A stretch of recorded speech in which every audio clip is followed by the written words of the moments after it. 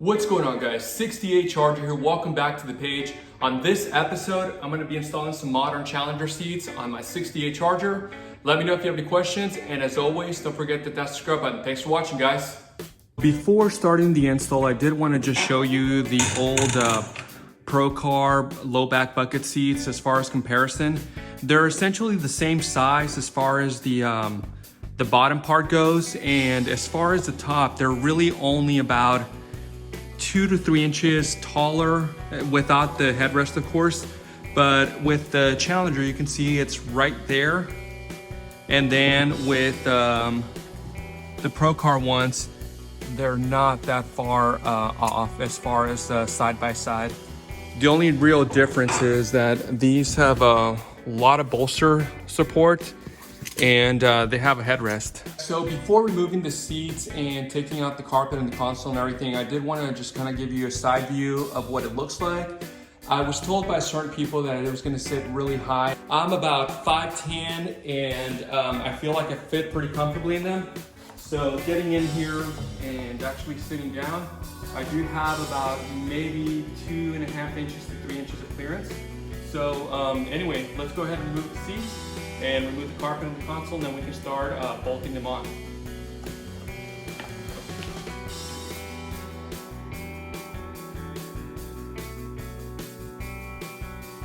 Before I remove this console, I did want to point out that I've had a lot of people ask me exactly what I did with the shifter and how I got it installed in a stock console.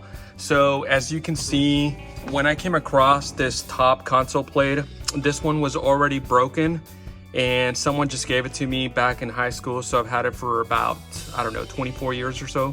What I ended up doing is someone had already pre-cut a hole to put a shifter in there. So I just kind of used the grinder, made it a little bit bigger so I could put this B&M Z-Gauge shifter on there. And then what I did on the bottom side is I just grabbed some fabric, and then I kind of just super glued it to kind of make it cover the hole. But it wasn't anything fancy, and I do want to redo this and take it to an actual upholsterer and have them do this so that it looks a little bit nicer.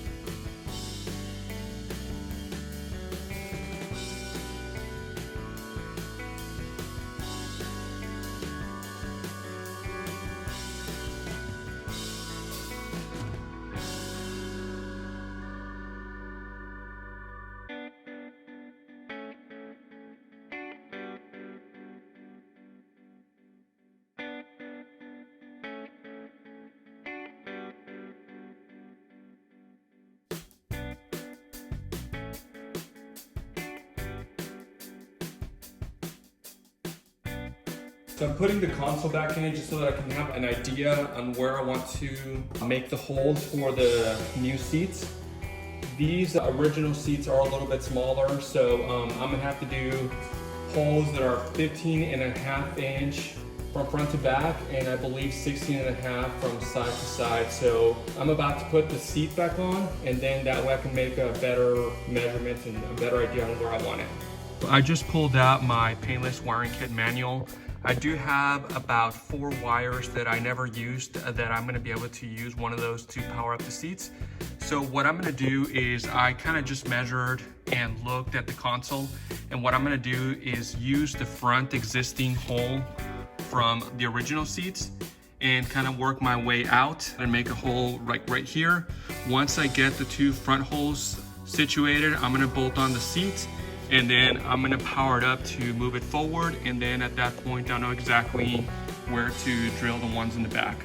And the reason I'm gonna use the ones in the front is because I know these are reinforced for sure, and what I'm gonna have to do is once I do the ones in the back, then I'm gonna have to get some heavy duty washers and or a bracket to weld on the bottom of this, that way it's fully reinforced. Here's the bottom of the seat wiring harness. Essentially this one right here, this orange one, is the power, and then this black one over here is the ground. So I'm just gonna hook up some wires on the bottom and then just guide it over to the wires and the wire harness that I have. At that point I can just give it power. once I get the seats installed, I can go ahead and clean everything up and actually make some connectors. I decided to just test the seat to make sure it works. I went ahead and decided to use a switched wire. That way the seats only work whenever the car is actually on and I don't drain the battery. And then for now, I just brought the ground that I use for my USB charger. So moment of truth, I'm going to see if that works a little bit better. I'm gonna move it to see if it has power. And I do have power. In order to get a better feel and fit for the seat in my car, I'm gonna have to remove these little guiding posts that they have for the newer cars. So I'm just gonna grind these off, and then at that point, I should be able to get a better feel for it.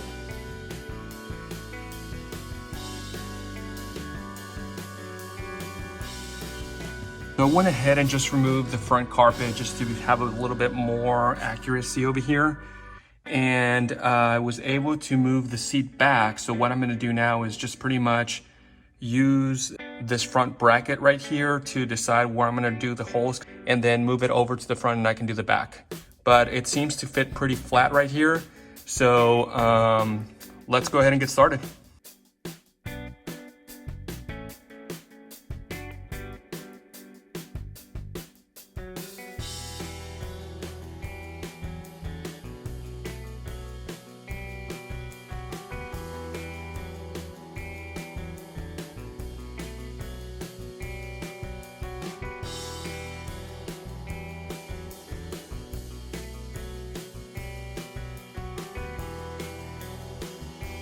So at this point, I really just need to mock up the holes in the back. And then it seems like this one right here is flush with the ground, but this one does have a little bit of a gap. So I'm gonna try to figure out what I need to do there, maybe put some washers so that way it's flush against the ground. I think I'm gonna call it a day for tonight,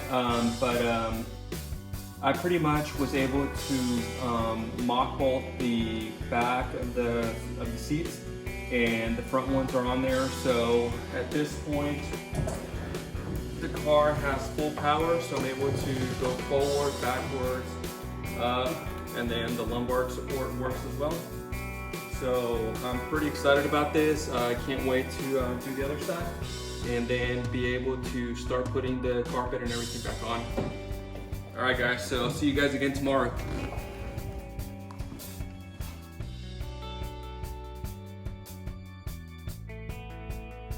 What's going on, guys? 68 Charger here. I apologize for the delay in the video. I needed to go out of town last week, so I kind of had to put the seats on hold.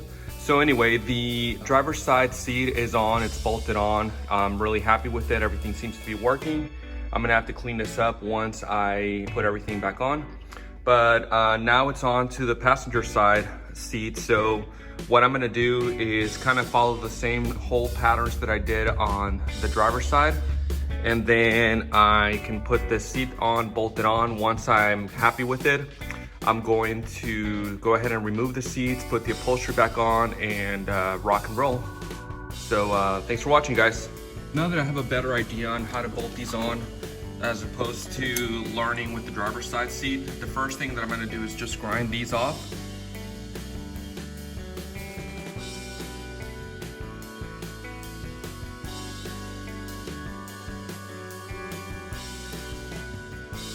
So I just made the first hole. Now I'm going to measure 16.5 inches out to the outside hole. It's time to start bolting the front. For the bottom, I'm gonna use these really thick fender washers and then some grade 8 hex nuts.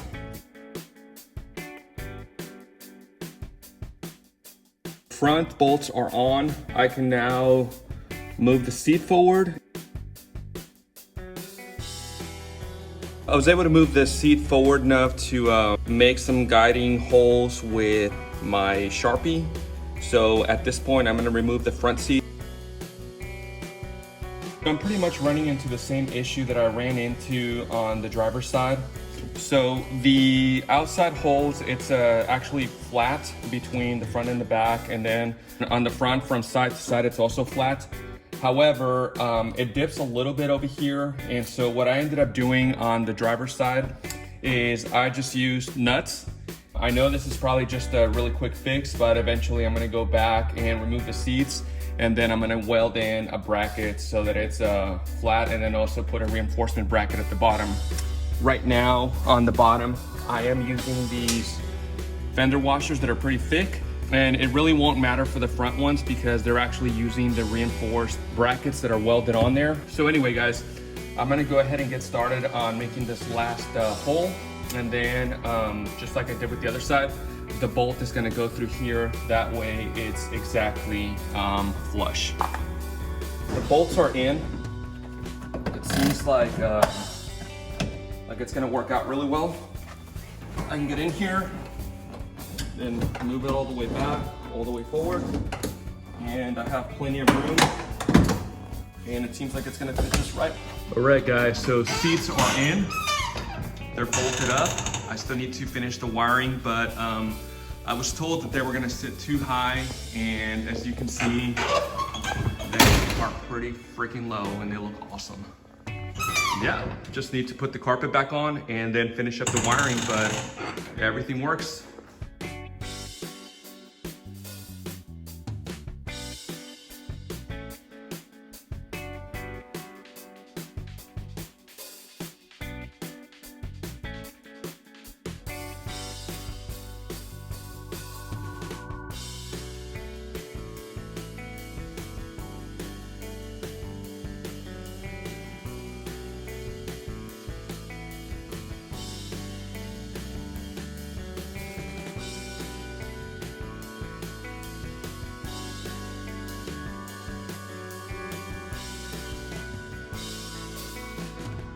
So I did want to point out that I found a hairline crack on the floor pan. So what I'm going to do right now is just clean it up really well and then grind it down a little bit, which I kind of did already, and get this welded. That way I can ensure that the floor is strong enough to hold the seats. And the other side seems fine. So I'm about to kind of just clean up the surface rust on that one, and on that one I'm going to be able to start prepping today. I'm gonna spray some rust neutralizer, and then once that cures, I'm gonna go ahead and do some undercoating on this as well. And I'm gonna start putting some Rust-Oleum undercoating just to make sure that I can stop the rust from coming back, the surface rust. And so I'm just gonna put it on there, and I'll be able to put the seats back on.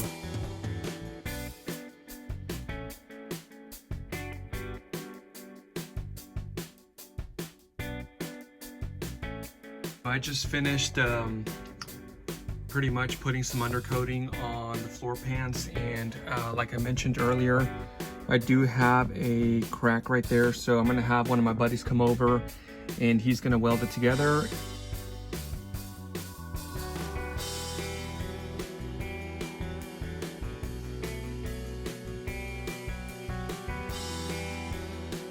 Before I start putting the carpet back on, I just need to reapply some undercoating. What I think I'm gonna do, since I don't have the bottom of this guy right here, is I'm just gonna cut out the positive and the ground, and then I'm going to put some of these guys right here. That way I can connect it from the bottom and connect and disconnect whenever I need to.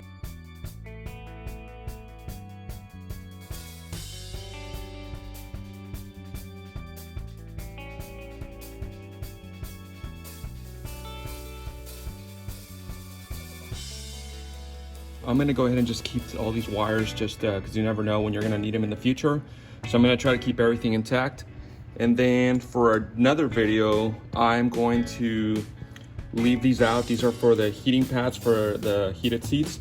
So I'm going to wire these up and get them ready, but that's gonna be for a different episode. All I wanna do is just get the seats in here in the car so that I can actually start driving it. So stay tuned for that video coming up later.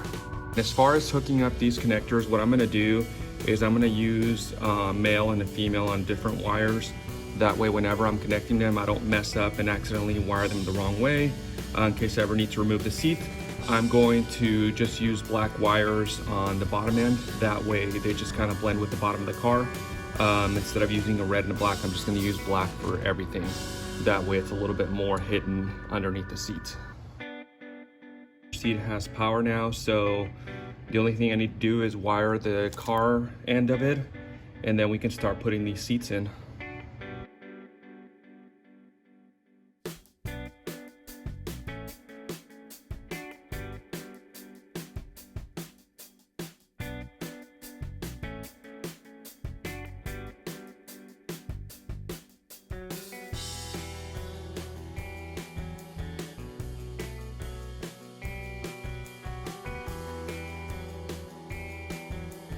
So the next step is going to be to put in the console, so that's what I'm going to be doing next. And then at that point I can start pre-making the holes on the carpet.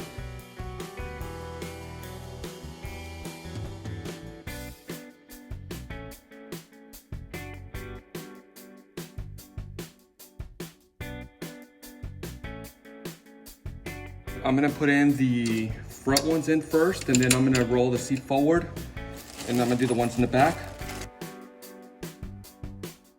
I just finished doing the front ones. I'm about to go and finish out the back ones. I just finished bolting up the one in the back. And like I mentioned earlier, it was a little bit off, so I had to put a little bit of a spacer. So now it's flush. Before I move over to the other side, I did want to just kind of show you that everything does work on this guy. Do the latch, it opens up so someone can get in the back. It's in, and it's back to go, back to normal. Pretty excited about this. Can't wait to move over to the other side.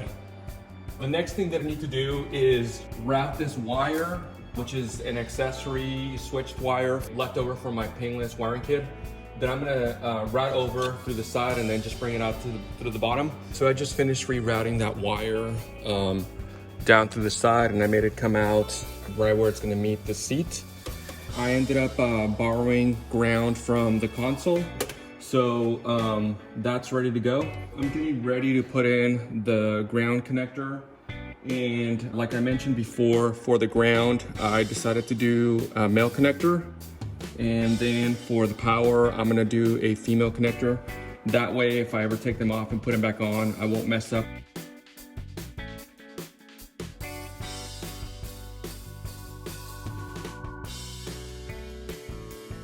I'm gonna go ahead and zip tie them just to keep them together. And I almost forgot, before putting the seat back on, I am gonna go ahead and put the accelerator pedal back on. I removed it when I took the carpet off, and that way it makes it just a little bit easier to put it on without the seat in the way. Pedal is in. The first thing that I wanna do before putting the seat on is just testing the wiring to make sure it works. We are good to go. About ready to start putting that seat in. The only thing I need to do is just start making some guiding holes on the carpet. So I think I made the holes a little bit bigger this time. So I got one here and one here. And the seat should go in pretty easily now. I'm gonna go ahead and plug this in right now. All I need to do is just start getting these front bolts in, and then I can scoot the seat forward and then do the back ones like I did on the passenger side.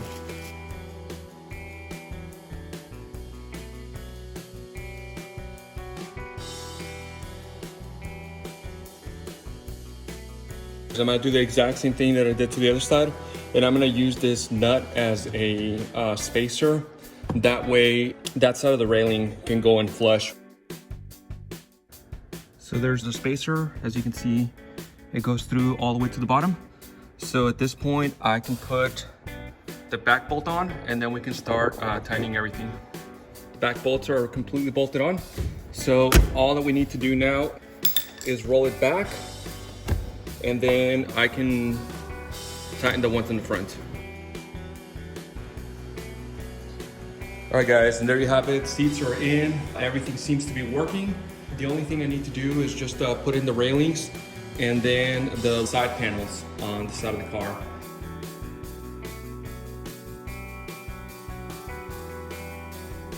Down to the home stretch. This is the last thing I need to do, and then I'll be done with the car.